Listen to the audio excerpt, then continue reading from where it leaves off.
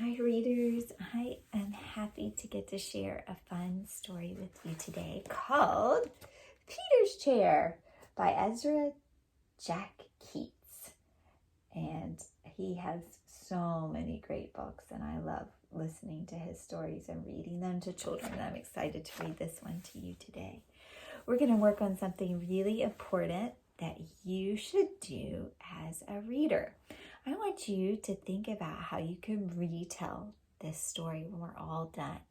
We're going to be retelling the story. And what that means is we're going to tell the story again in our own words and the order that the story happened, with just talking about all the important events.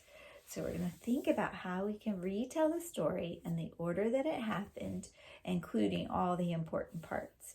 And a way that you can think about how I can do a really good retelling is by thinking about this kind of hand chart. This hand has the 5 things that you can think about that would help you tell a really good retelling. So a retelling will include the characters, the setting, the problem, all the important events, and the ending. It will have those things in a good retelling. So as we're thinking about retelling our story, we want to make sure that we include those things: the characters, the setting, the problem, all the important events, and the ending.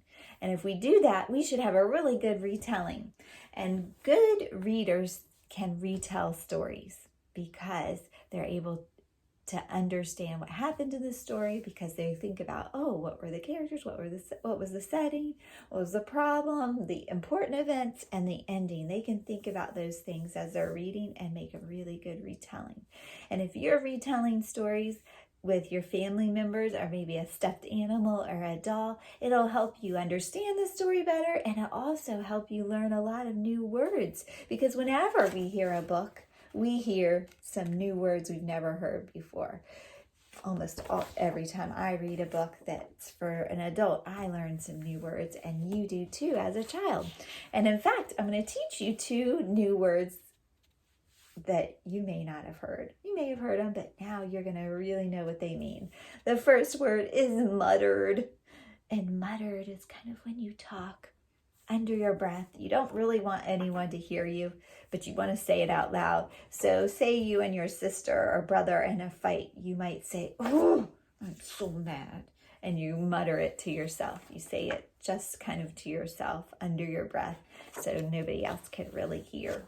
So this little boy is muttering, "That's mine." The next word that we're going to hear in this story is the word rascal.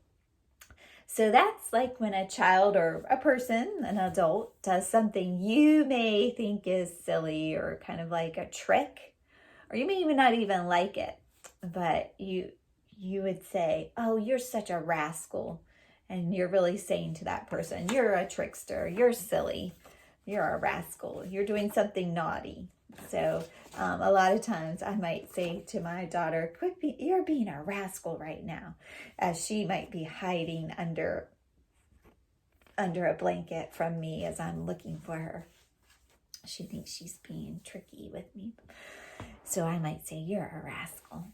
Oh, rascal. So let's look in the story for those words, and let's think about those important parts of a good retelling as we're reading our book, so that after the story is finished, we can tell a really good retelling. All right, Peter's Chair.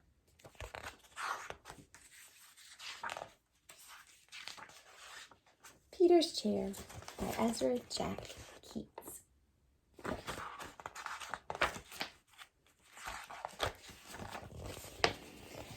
Peter stretched as high as he could. There! His tall building was finished.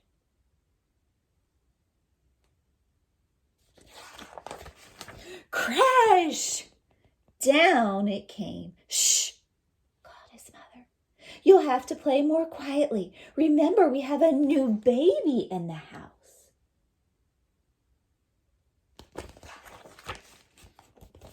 Peter looked into his sister Susie's room. His mother was fussing around the cradle. "That's my cradle," he thought. "And they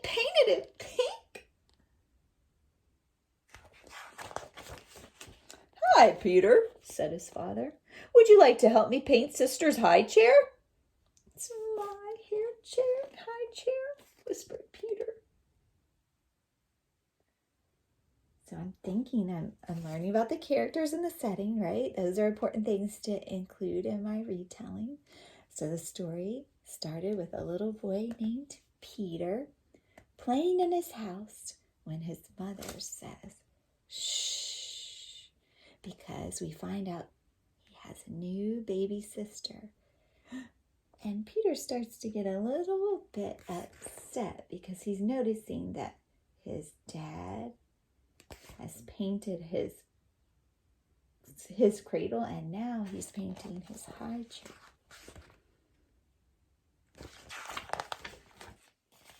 He saw his crib and muttered, oh, there's that word, my crib, it's painted pink too.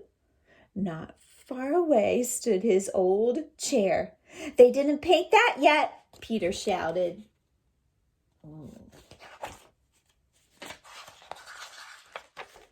He picked it up and ran to his room.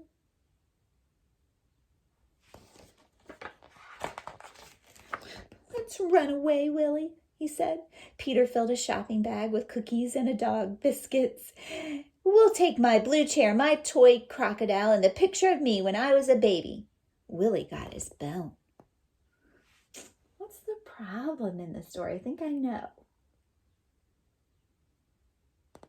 Is Peter getting upset that they're using all of his old things for his new baby sister? They went outside and stood in front of his house. This is a good place, said Peter. He arranged his things very nicely and decided to sit in his chair for a while.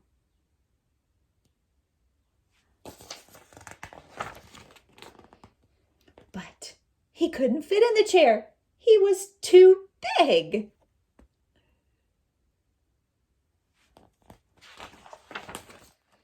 His mother came to the window and called, Won't you come back to us, Peter dear? We have something very special for lunch. Peter and Willie made believe they didn't hear, but Peter got an idea.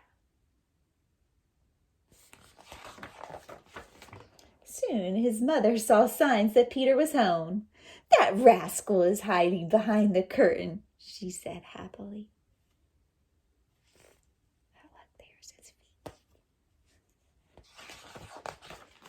She moved the curtain away, but he wasn't there. Here I am, shouted Peter. Peter sat in his grown-up chair. His father sat next to him. Daddy, said Peter, let's paint the little pink chair for Susie. And they did. Oh, here's the ending, right? So let's go back and think about the story and retell the story. You know what we can do? If you have the story in front of you, you can use the pictures to help you retell if you'd like. So when the story began, right, the story started with a little boy named Peter building a tall building and having lots of fun when his mom told him to be quiet. His baby sister was sleeping. So Peter peeked around at his baby sister and discovered she had his cradle. And then Peter noticed that his dad was painting his old high chair. Peter did not like that they were taking all of his belongings and giving them to his sister. So he discovered his chair was still there. So he took his chair and said, hey, I'm going to do what? What is he going to do with his dog? He's going to run away. When he discovers that his chair no longer works for him, he can't fit in it, he decides, I have an idea. His mother calls him up for lunch. He decides, oh, I'm going to go home, but I'm going to play a trick on my mom. And when it's lunchtime, Peter shares that he's ready to give his chair to his baby sister. And he and his dad paint it. The end. Do you see how we went through the book and we retold the story, making sure that we talked about the characters, the setting, where it was happening, like he was playing in his house. And then we talked about the important events, and we used the story and we told it in our own words. We used the pictures from the book to do it. You can certainly do that, or you can just retell it from your memory. That will work too. But what are you going to remember to include in a good retelling? You're going to have talk about the characters, the setting, the problem, the important events in the order that they happened, and you'll finish it out with the end. Try to retell stories to people that are in your house or even your animals and your toys, because good readers can retell a story, helps you learn the way that writers write, and so that you can understand the story better. And it also helps you practice new kinds of words to use. And learning new words is an awesome thing for your brain. So thanks for reading with me. I'll see you soon.